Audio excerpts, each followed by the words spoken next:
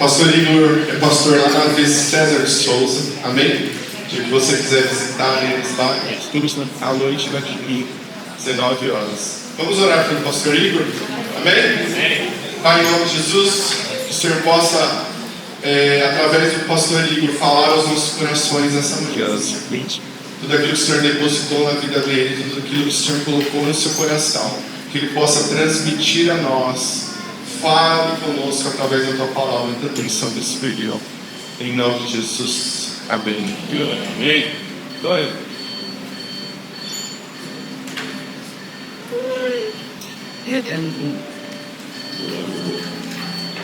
Bom dia. Paz do Senhor a todos.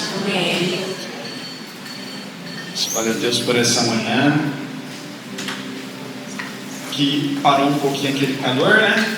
Estava cedo, né? Estava sofrendo no meio dos morros aí, pagando fogo em mato, suando, a cara tudo preta de Covid. Mas Deus é bom, né? Estou de férias agora, graças a Deus. É um poder descansar um pouco, né? Gente, aproveitando aqui os avisos aqui, pastor Thiago, aproveitando que vocês podem estar aqui também com vocês. Queria escancarar as portas no dia 27 agora, próximo dia 27, toda a igreja estar conosco ali no Teatro Municipal, Teatro Vasques. Deus abriu uma porta ali para a gente, da Mandarina Avante, para nós podermos estar ali levantando um altar de adoração a Deus. Esse ano nós decidimos sair das quatro paredes e sair para perder, literalmente perder. A gente não se preocupou em ganhar nada, mas simplesmente perder. Então nós temos pegado as nossas coisas, levado a determinados lugares, montado e edificado um altar de adoração ali. Tudo nós temos feito diretamente para Deus. E Deus tem aberto algumas portas meio diferentes, né? Por exemplo, no próximo sábado agora nós vamos estar na Fundação Casa, lá de Franco da Rocha. O pessoal ligou para a gente, quando a gente manda, vamos buscar vocês aí. Eita, vamos então. A gente já havia feito uma ministração ali na Fundação Casa de Jacareí. E o que nós fizemos ali chegou até esse pessoal lá de São Paulo. E vamos lá. Como eu disse da última vez lá, nós estamos indo apresentar um caminho alternativo, né? Apresentar um ponto final para a história trágica daqueles meninos. E nós acreditamos que a palavra de Deus tem poder para fazer isso. E foi diante disso que a gente, vou brincar aqui um pouquinho com o Queijo, né? Nosso empresário ali. A gente fez uma reunião no começo do ano e ele deu uns caminhos para a gente. Dentro desse caminho, nesse pensamento, Deus abriu as portas ali do Teatro Vasques. Então, junto com os amigos que aqui temos, que tem nos abençoado muito, nós estaremos ali também gravando uma nova canção. Quem já ouviu Onde Meus Pés Pisarem aqui? Quem não ouviu, pode ir lá no Spotify. Tem gente que tem que falar, né? Vou falar aqui. Tem que ir lá no Spotify colocar Onde Meus Pés Pisarem. Vai estar o louvor. E agora nós vamos estar gravando uma outra canção nesse dia também. Eu falei numa nova canção, né? E uma nova canção é o nome da nova música, uma nova canção. E será um prazer receber todos vocês lá. Só tem que fazer a inscrição, né? Depois eu mando o link para o pastor Thiago aqui, para a gente divulgar aqui para vocês. Tem que fazer a inscrição porque ali as vagas são limitadas e a gente já ultrapassou 50%. Então vai ser dia 27, é uma sexta-feira, às 19 horas, ali no teatro. E vamos juntos levantar um altar de adoração ao Senhor dentro do teatro municipal da nossa cidade. Amém? Não dá para fazer culto, irmão, não dá. A gente até queria. A gente fala para o pastor Junão, cara, segura aí, que ele está cantando assim, daqui a pouco ele já começa, amém, glória a Deus, não. Mas Deus nos deu uma estratégia musicalmente. Então é nessa estratégia que nós temos caminhado. Glória a Deus. Agora sim, bom. Queria que você pudesse abrir a sua Bíblia no livro de Romanos, no capítulo 8. Nós vamos ler a partir do versículo 18.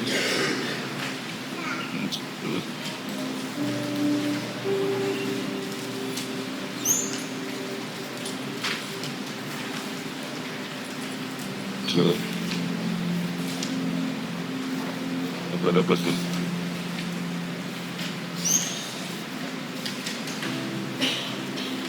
Vai. Eu tinha uma palavra bem objetiva para essa manhã. Sim. E eu perguntei ao Espírito Santo se era isso mesmo que ele queria falar aqui com essa igreja. E para minha surpresa, algo diferente brotou no meu coração. Eu tive que visitar a minha pasta de sermões para resgatar um sermão que traz a minha vida, o meu coração de dentro dele, os momentos mais difíceis que eu enfrentei da minha vida, e que fala claramente sobre propósito. E eu gosto quando isso acontece, porque a gente sai daquilo que é convencional, talvez. Já tinha me atualizado tudo a respeito do que eu queria falar aqui hoje, mas é gostoso quando o Espírito Santo te esclarece algo que ele gostaria de tratar com essa igreja. E é com muita alegria que eu gostaria de falar hoje, não sobre propósito, mas sobre o Deus do propósito. Amém? Eu queria te convidar a ler aqui o versículo 18 em diante, que diz: estou absolutamente convencido de que os nossos sofrimentos do presente não podem ser comparados com a glória que em nós será revelada. A própria natureza criada aguarda com vívido anseio que os filhos de Deus sejam revelados. Porquanto a criação foi submetida à inutilidade, não por sua livre escolha, mas por causa da vontade daquele que a sujeitou, na esperança de que também a própria natureza criada será libertada do cativeiro da degeneração em que se encontra, recebendo a gloriosa liberdade outorgada aos filhos de Deus. Sabemos que até hoje toda a criação geme e padece, como em dores de parto. E não somente ela, mas igualmente nós, que temos os primeiros frutos do Espírito, também gememos em nosso íntimo, esperando com ansiosa expectativa por nossa adoção como filhos, a redenção do nosso corpo. Porquanto, precisamente nessa esperança fomos salvos. Contudo, esperança que se vê não é esperança. Pois como pode alguém anelar por aquilo que está vivendo, que não está vendo? Porém, se esperamos por algo que ainda não podemos ver, com paciência o aguardamos. Do mesmo modo, o Espírito nos auxilia em nossa fraqueza, porque não sabemos como orar. No entanto, o próprio Espírito intercede por nós com gemidos impossíveis de serem expressos por meio de palavras. E aquele que sonda os corações conhece perfeitamente qual é a intenção do Espírito, porquanto o Espírito suplica pelos santos em conformidade com a vontade de Deus. Estamos certos de que Deus age em todas as coisas com o fim de beneficiar todos os que o amam, dos que foram chamados conforme o seu plano. Amém? Amém. Meus irmãos, quando eu falo de Deus do propósito, eu estou falando daquele que lhe entregou um propósito. E não apenas falar de situações, falar de momentos ou de tristeza. Mas uma coisa que eu gostaria de deixar claro nesse começo é que não tem como a gente conhecer o Deus do propósito ou viver o nosso propósito semeando as nossas vidas na carne, cultivando as coisas da carne. primeiros versículos aqui de Romanos, capítulo 8, o versículo 5 vai dizer: os que vivem segundo a carne se inclinam para as coisas da carne, mas os que vivem segundo o Espírito se inclinam para as coisas do Espírito. Porque a inclinação da carne é morte, mas a do Espírito é vida e paz. Porque a inclinação da carne é inimizade contra Deus, pois não está sujeita à lei de Deus, nem mesmo pode estar. Portanto, os que estão na carne não podem agradar a Deus. E logicamente, se vivemos na carne, nós não compreenderemos os passos que nós temos dado. A fé, ela deixa de habitar dentro dos nossos corações, logo nós não entenderemos nada e não teremos esperança nenhuma. Mas eu gosto de uma analogia que os judeus fazem a respeito da alma. E eles dizem que existe a alma divina e a alma animal. Uma está ligada ao espírito e a outra está ligada à carne.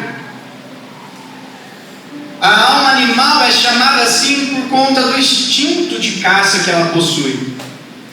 Quando ela está com fome, ela busca de todas as formas satisfazer o seu desejo, até que esteja farta.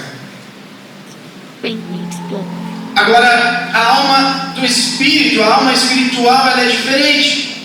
Por quê? Porque ela vai exigir a renúncia dos desejos da carne, para que então a gente possa andar junto com Deus. Enquanto a alma animal busca satisfazer os seus desejos a qualquer custo, a alma espiritual, ela renuncia, ela deixa de lado para alimentar o espírito. E eu queria te perguntar, quem ganha essa batalha? Da alma animal com a alma espiritual? E eu te respondo: aquele que você mais alimentar. Vai ganhar aquele que você mais alimentar. Se for a sua carne ganha. Mas se for o seu espírito, o Espírito Santo habitará em você de uma forma totalmente diferente do que você está acostumado. Mas esse entendimento, como eu disse, ele é essencial para que a gente consiga atravessar e entender que viver o propósito, ele exige conhecer o Deus do propósito.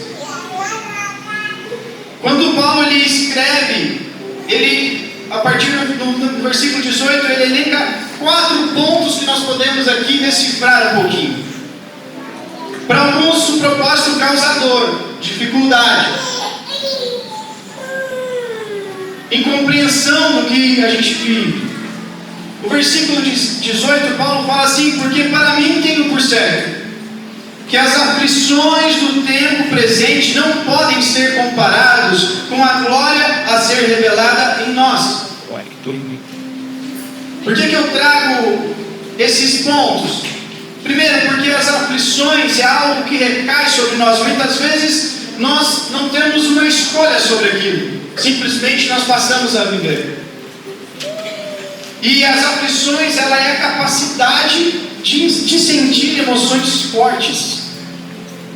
Quando Paulo está dizendo sobre aflições no tempo presente, ele está dizendo sobre a capacidade de sentir fortes emoções. O coraçãozinho está ali a 180, batendo ali, um frio na barriga e talvez um peso sobre nós. Talvez você já tenha sentido isso, as pernas bambearem, estar diante de uma decisão difícil, diante de um momento difícil. Tudo bem. E aí aquilo, meu Deus, te causa um alvoroço no coração.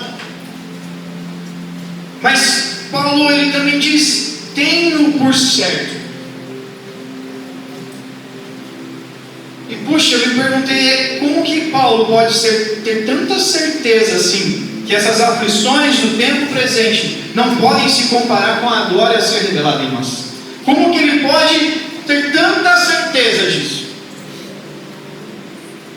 Talvez essa pergunta seja respondida pelo texto que se encontra no livro de 2 Coríntios, capítulo 12, versículo 2, que diz: conheço um homem em Cristo que há 14 anos foi arrebatado até o terceiro céu.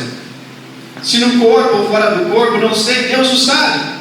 Foi arrebatado ao paraíso e ouviu palavras inefáveis que não se pode descrever, as quais não é lícito ao homem referir.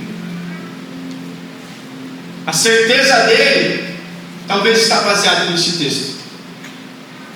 E o que ele viu lá, literalmente deu a convicção para que ele entendesse que tudo que nós passamos, as fortes emoções que nós passamos aqui neste tempo presente, não pode se comparar com a glória que está lá, e com a glória que será revelada em nós.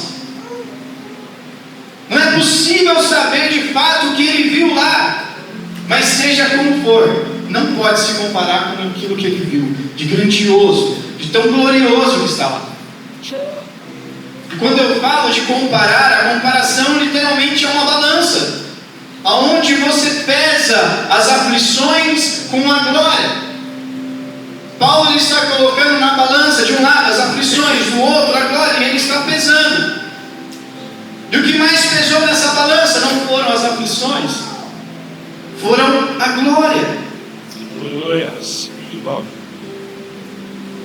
Então nada do que nós vamos passar aqui, por mais doloroso, por mais incompreensível que seja, lembre-se disso.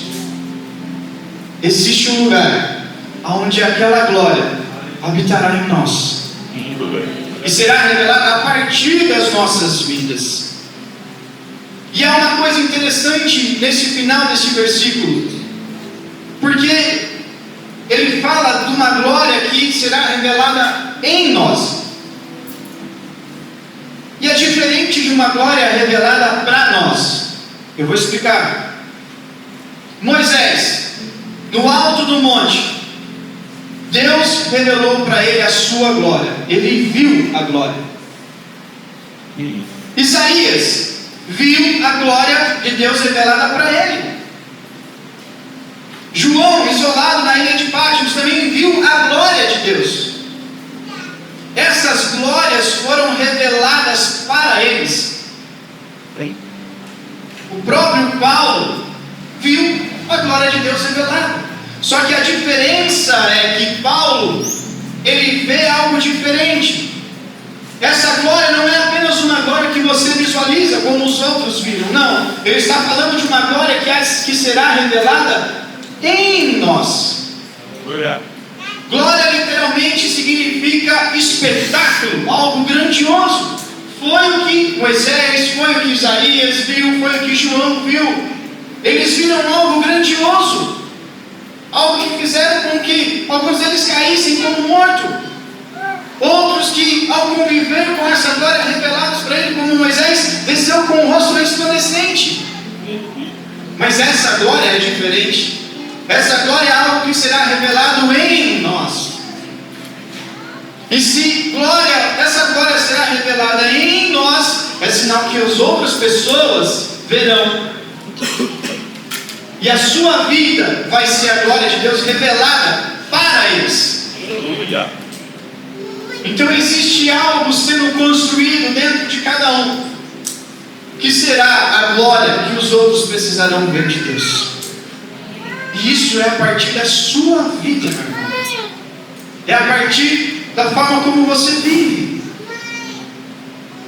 Mas talvez você pode perguntar: falta muito para tudo isso acontecer? Quanto tempo ainda a gente tem que esperar? Eu não sei. Eu não sei.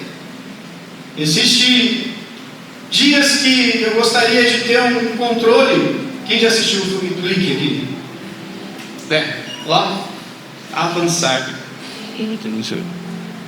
Mas ainda bem que a gente não tem, né? Que o próprio filme lembra isso como um sonho. Porque, irmãos, eu vou contar daqui a pouco, peraí. Eu vou chegar lá. O que você tem que saber é o que está escrito no versículo 24. Diz assim: porque na esperança fomos salvos. Na esperança. Ora, esperança que se vê não é esperança. Porque se você está vendo, já não é esperança. Pois quem espera algo que está vendo? Se você está vendo é porque já está aqui. Versículo 25 diz: mas se esperamos o que não vemos, com paciência o aguardamos. Existem coisas que Deus falou conosco, mas a gente ainda não viu. Alguns vivem isso de uma maneira tranquila, porque você não está vendo aquilo, então é algo que ainda virá. Se é algo que ainda virá, você fala: não sei quando, mas eu sei que vai acontecer. Agora, pega, eu vou elencar como uma comida, tá? Que você mais gosta. Põe na sua frente ali e fala: ainda não é tempo. A hora que a sua barriga começar a roncar, se sentir naquele cheiro, aquela comida deixou de ser esperança, porque está na sua frente. E daqui a pouco você não vai aguentar, você vai pegar aquilo. Mas fomos salvos na esperança. O que isso significa? É que um dia isso vai acontecer. Quando? Eu não sei. Mas eu exercito a minha fé, esperando em Deus. E o versículo 28, ele continua e ele diz assim, quando ele termina de falar de esperança, ele diz: sabemos que todas as coisas, elas cooperam para o bem daqueles que amam a Deus, daqueles que são chamados segundo o seu propósito. Nós já cantamos muito esses versículos, nós falamos muito sobre esse versículo, mas talvez pensar todos de uma maneira generalizada possa tirar a compreensão do que realmente significa.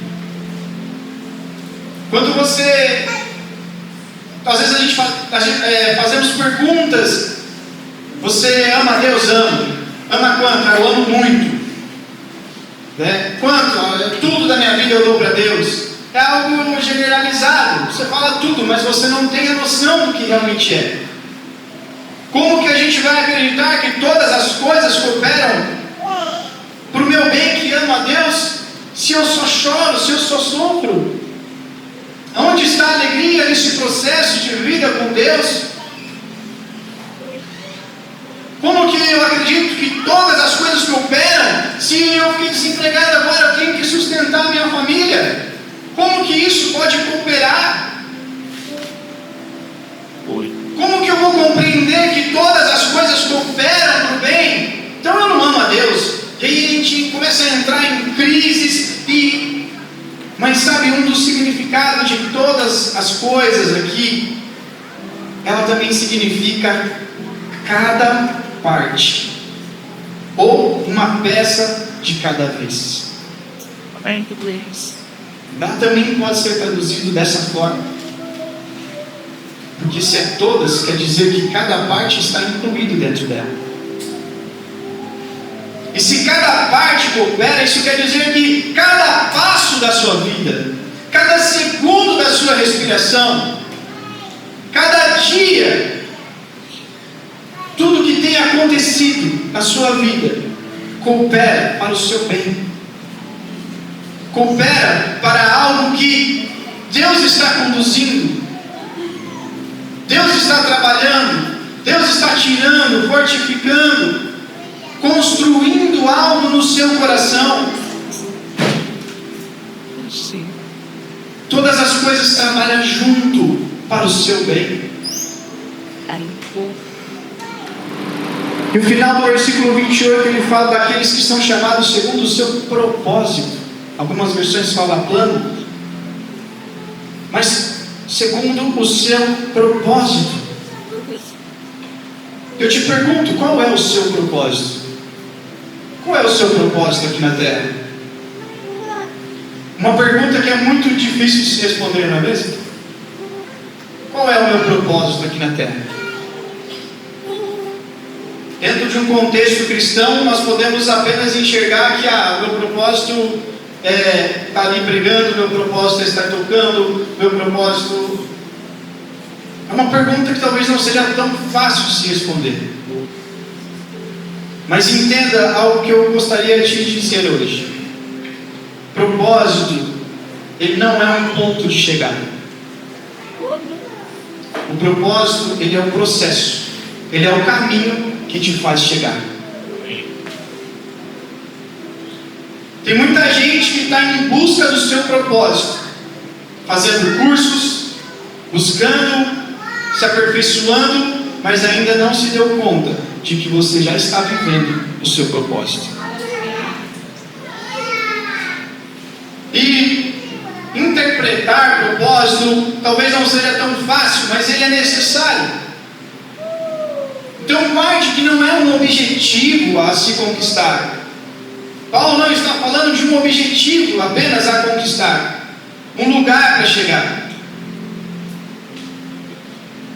Propósito, a sua origem, ele significa colocar à frente, expor à vista, é algo que está à sua frente, está exposto à sua vista.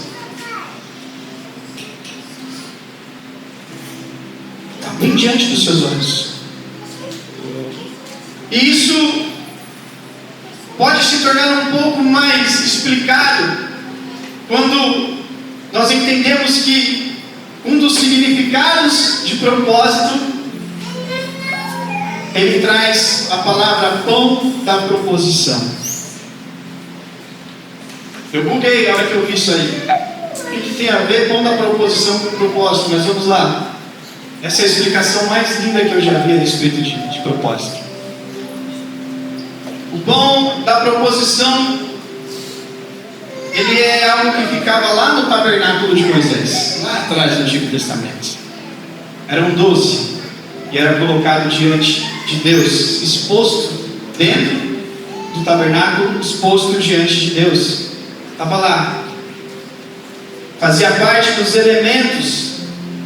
E toda semana os sacerdotes eram encarregados de renovar os pães, comendo os que já estavam lá e colocando outros novos no lugar. Era direito deles. Mas o significado maior disso está na sua preparação. Algo que está exposto diante dos seus olhos, que você está vendo todos os dias, e que por vezes te causa dor. Porque o pão, para ser colocado diante de Deus, ele passa por um processo. E eu não sei, porque eu não sei fazer pão, então eu tive que perguntar para quem sabia fazer pão. Qual que é o processo de se fazer um pão? E, irmãos,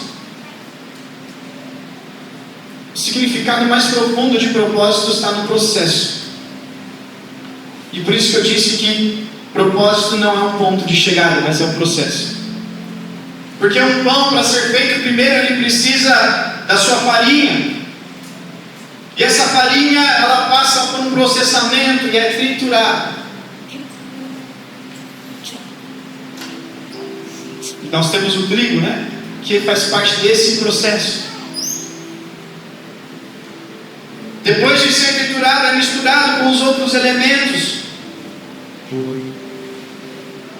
E quando é misturado, alguns batem, mexe bastante, outros já pegam o liquidificador lá, eu não sei o nome das coisas, mas aperta lá, e a massa começa a ser moída, a massa começa a ser literalmente amassada. Existe um processo em que nós pegamos a massa e com as nossas mãos começamos a apertar, para que ela se misture. Com as nossas mãos a gente molda esse pão para que ele tome uma forma.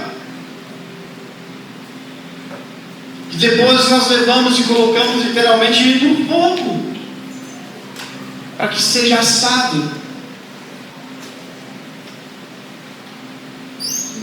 No processo que nós vivemos, chamado propósito, nós seremos triturados, nós seremos amassados,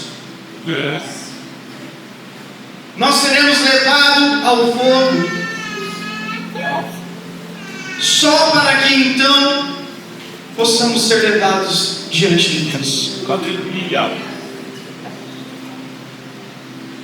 Teu propósito não é, meu irmão, ponto de chegada, mas é esse caminho que nos faz chegar. Ele não é esse objetivo a conquistar, mas o processo que nos leva às conquistas. Não está no fim, ele está durante o caminho. E deixa eu te dizer, talvez não seja um processo único. Talvez isso se repita por várias e várias vezes, até que a gente esteja apto realmente, com um coração realmente esclarecido diante de Deus.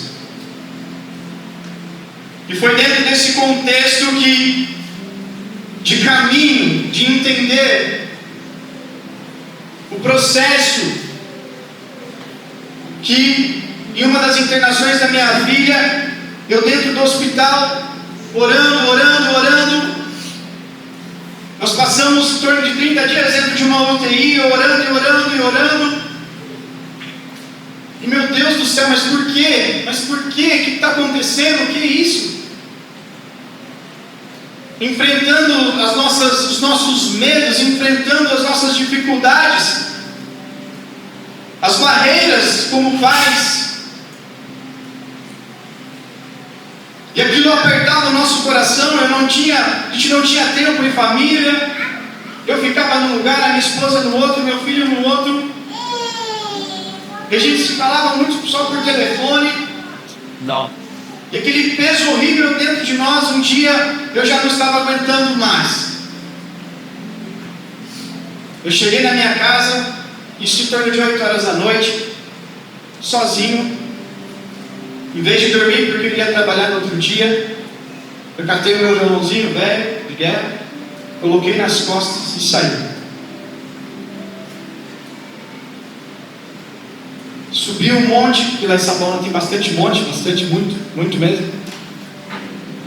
Subi um monte. Cuidado. Parei no alto de um deles, cantei algumas canções a Deus e falei: Senhor, eu não estou aqui pelo propósito, eu estou aqui pelo Deus do propósito. Eu não estou aqui hoje pedindo para que o Senhor cure a minha filha naquele hospital.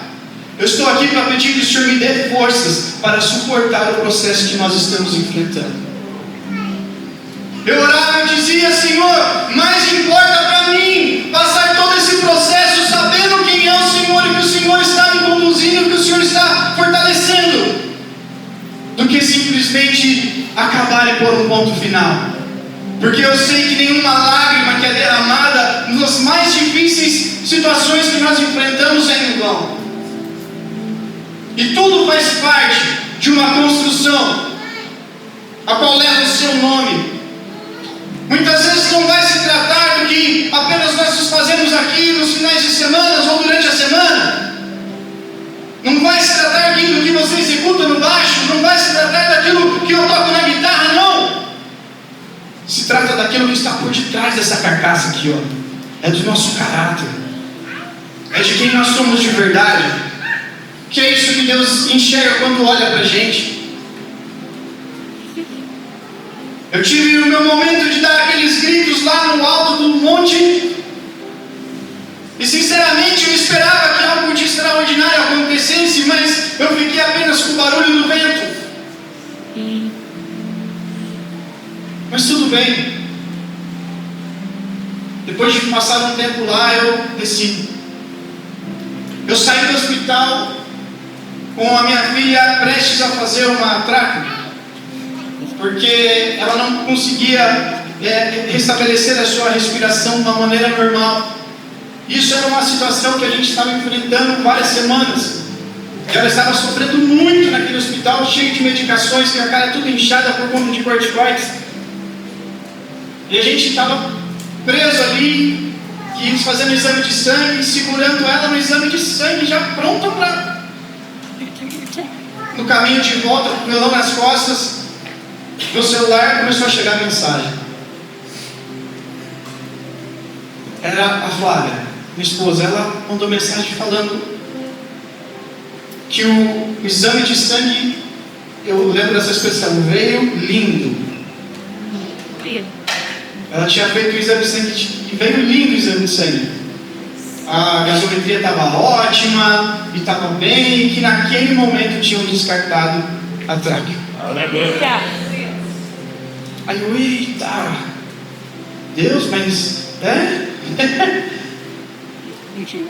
E junto com aquela notícia maravilhosa veio um peso, porque eu sentia como se Satanás pegasse tudo aquilo que eu tinha, que me acusava, e jogasse sobre as minhas costas assim, e eu carregava o peso dos meus pecados sobre mim de novo,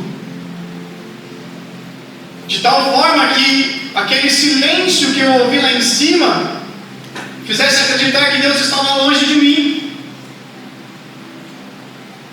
e eu me sentia abandonado.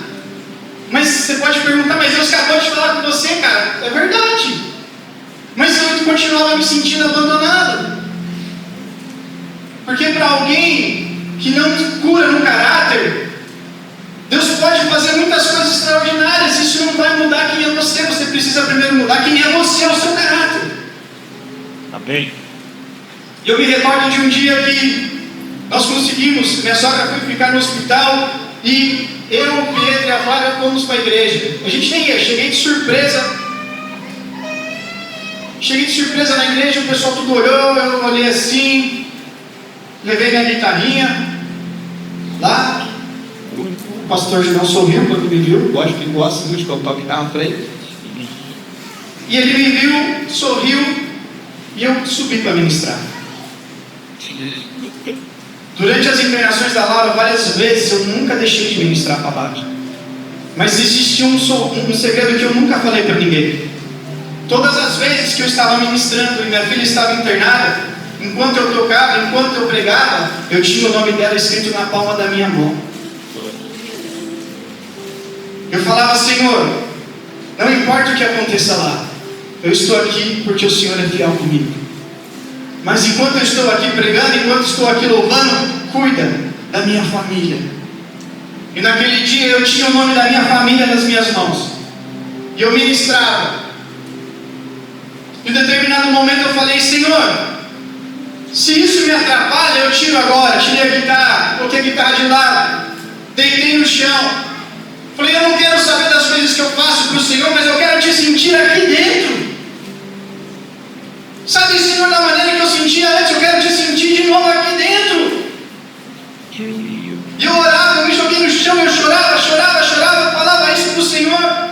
E aquelas crises dentro de mim, como se Deus estivesse longe. Satanás falando que eu não era digno, Satanás falando que eu não merecia, e aquilo dentro de mim. Eu me coloquei de joelho. Estava tocando aquela canção do Marcos Brunet, que fala que o sangue de Jesus lavou os nossos pecados, curou as nossas feridas. Então a gente pode ir, porque se trata do sangue dele. E eu chorava, eu comecei a escutar uma voz do meu lado dizendo assim: eu não vou embora nunca. Demorou para eu perceber isso. Aquela voz veio se aproximando de mim, eu de olho fechado: eu não vou embora nunca. E começou a repetir cada vez mais, chegando perto de mim. Eu olhei, era o Junão.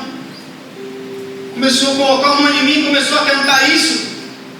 Sabe, ele poderia pensar que eu estava triste, chorando por conta da situação da minha filha, porque estava difícil, pesando para a gente. Ele poderia pensar isso, ele poderia chegar e cantar: força, meu amigo, força, a gente está com você, me abraçar, interceder por mim. Não, mas não. O Espírito Santo tomou a boca dele naquele momento. E ele cirurgicamente começou a cantar aquilo que eu precisava ouvir. Era Deus falando para mim: Igor, eu não vou embora nunca. Eu não vou embora nunca, cara. Eu estou aqui do seu lado. E aquilo abriu, tirou aquele peso que estava sobre mim. O sangue de Jesus me visitou de novo, me arrancou tudo de novo. Quando eu saí de lá, Dentro do carro com a minha esposa, começou a conversar, eu comecei a contar tudo para ela.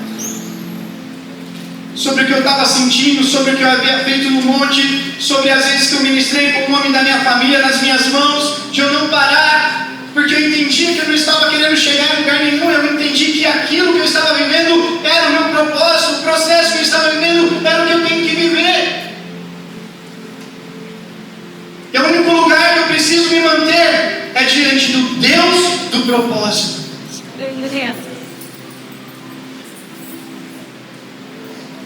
O versículo 38 vai dizer assim: porque estou bem certo de que nem a morte, nem a vida, nem os anjos, nem os principados, nem as coisas do presente, nem do porvir, nem os poderes, nem a altura, nem a profundidade, nem qualquer outra criatura poderá nos separar do amor de Deus que está em Cristo Jesus nosso Senhor.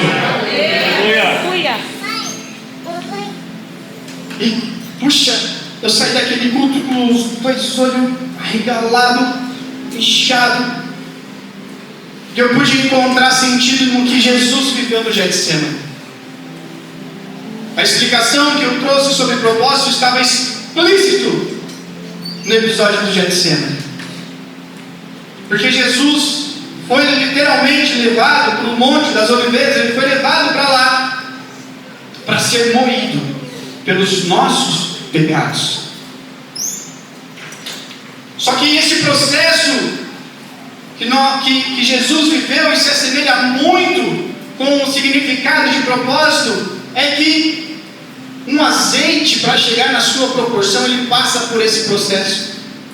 E o primeiro processo que uma azeitona passa é o processo de trituração. Ela é colocada dentro de um saco e moído várias vezes, para só então ser colocado numa prensa. Entenda, Jesus, ele deixa os seus amigos próximos e vai sozinho até um ponto orar. Primeira lição que eu posso entender aqui é que muitas vezes você não vai estar coberto de pessoas, mas você vai estar literalmente sozinho, você e Deus. Ele está ali e começa a orar. E os seus amigos estão um pouco perto. Ele começa a ser triturado, e os seus amigos estão ali, fazendo o quê? Orando com ele? Nem todo mundo vai caminhar com você o caminho que você tem que caminhar. E não se chateie se eles estiverem dormindo no momento que você mais precisar. Eu vou falar uma frase e eu quero que grave no seu coração: Jesus é suficiente. E depois ele vem e encontra eles dormindo. E ele retorna.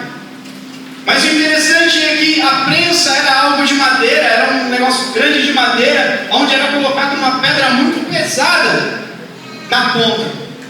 E aí essa prensa descia e extraía o óleo. Esse primeiro óleo era conhecido como o óleo mais nobre, e ele era retirado para a unção dos reis.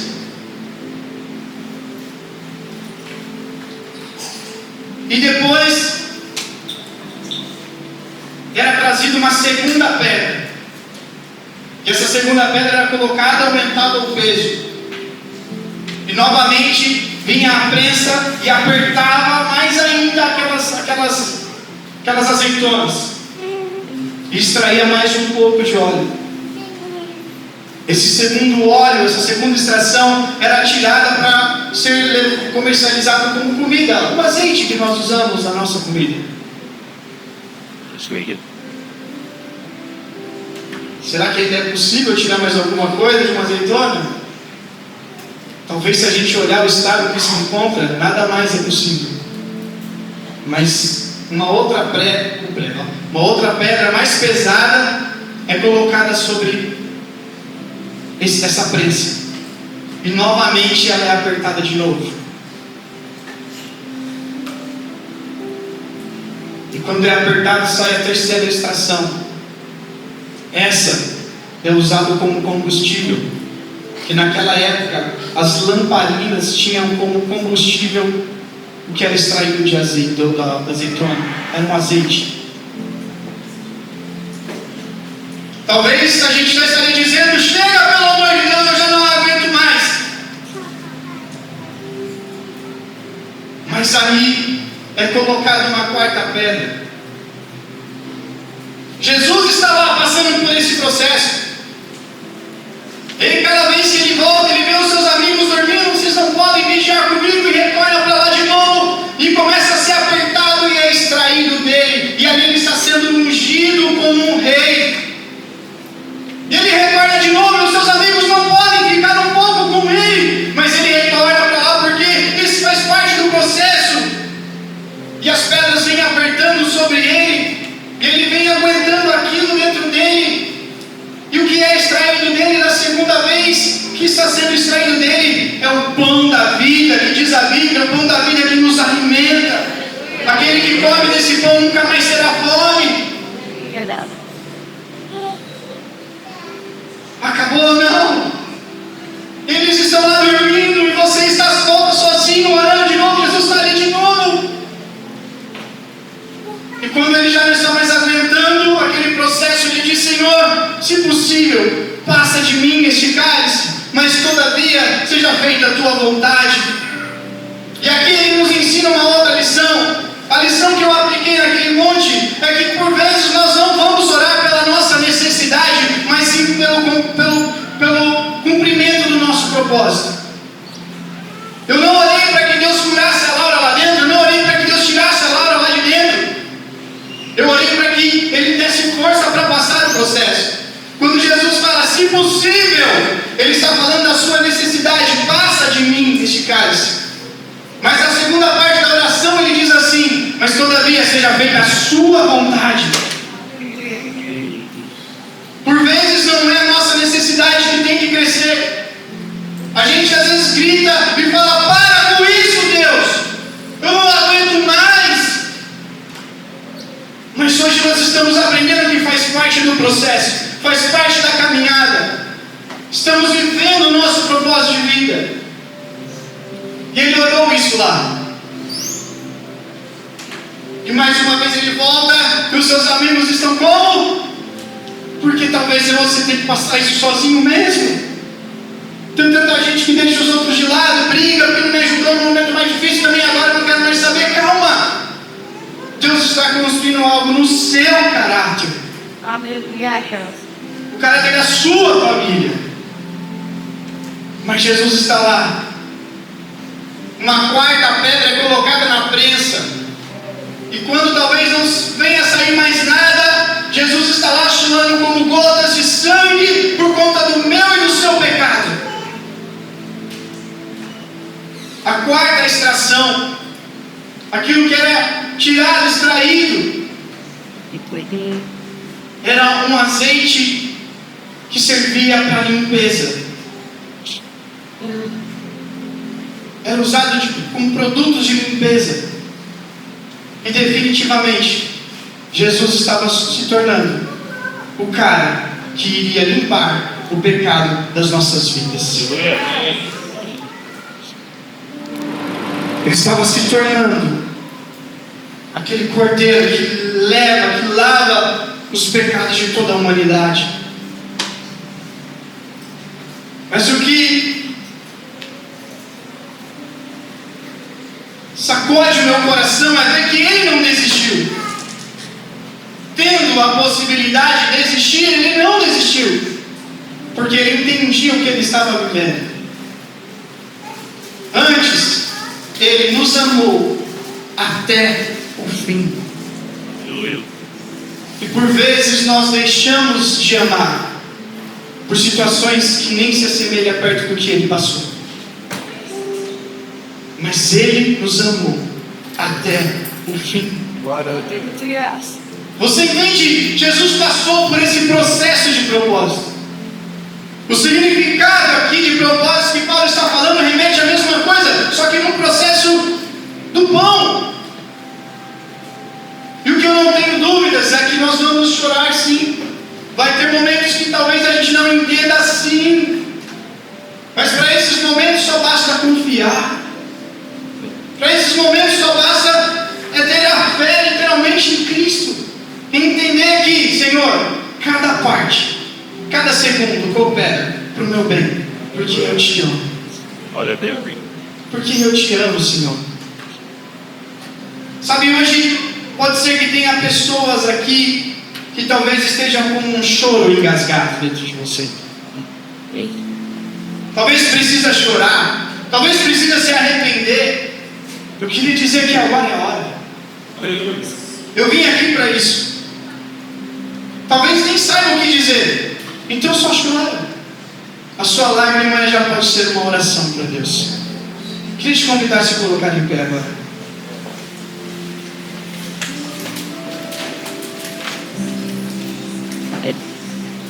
Eu gosto também do versículo 26 que diz: da mesma maneira, também o Espírito nos ajuda em nossas fraquezas. Porque não sabemos orar como convém, mas o próprio Espírito intercede por nós, com gemidos inexprimíveis. Feche seus olhos.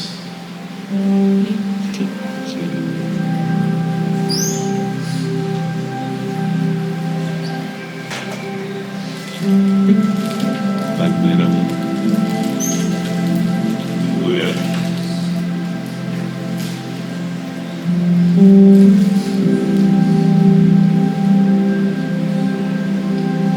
que dizer, Senhor?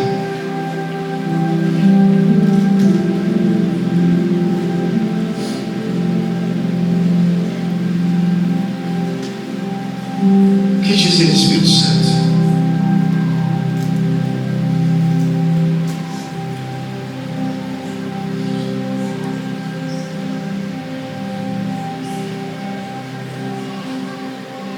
Que convence as nossas vidas de todo o erro, de todo o engano, das convicções, dos acertos, é o Senhor. Por isso, Espírito de Deus, tu tens liberdade neste lugar. Sim. Liberdade, Senhor, para nos convencer de que Jesus é suficiente diante de todas as situações que nós vivemos. Sério.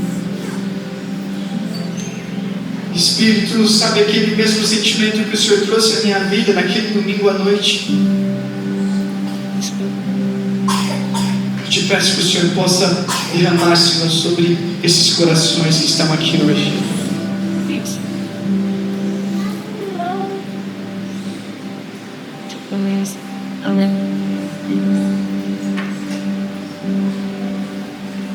Que os links das situações que nós precisamos se façam agora.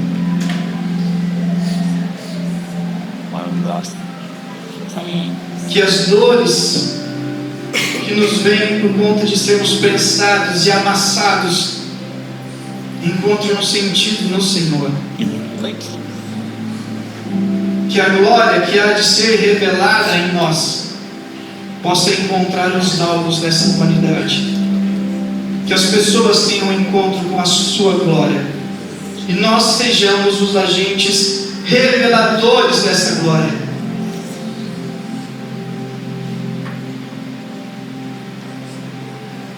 Mas Espírito, eu te entrego este momento e junto com o coração de todos os meus irmãos nessa manhã agora,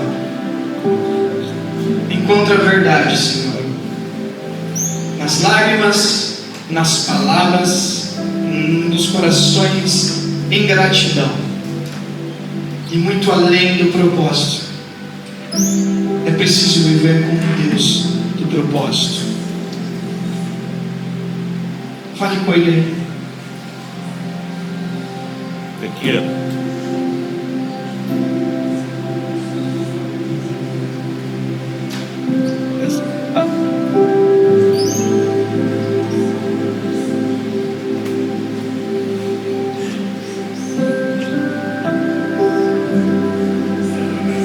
Permaneça com seus olhos fechados. Coloque a mão no seu coração, amém?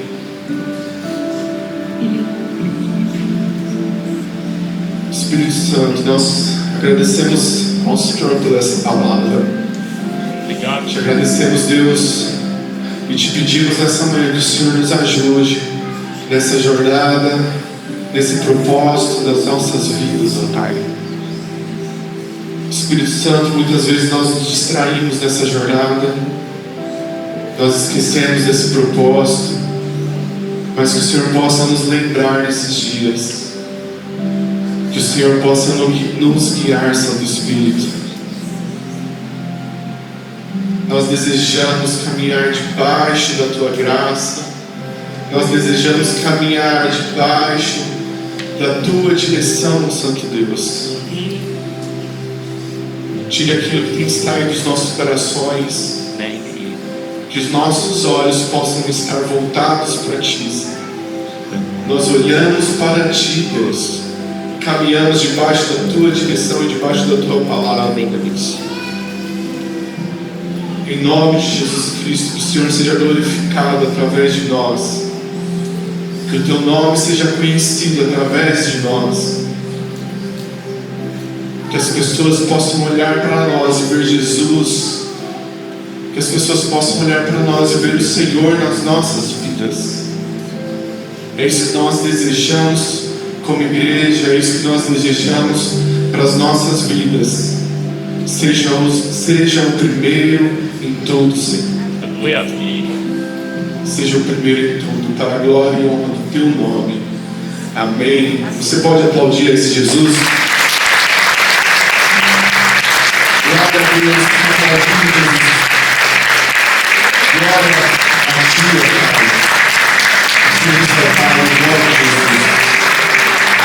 Amém, igreja. Foram abençoados?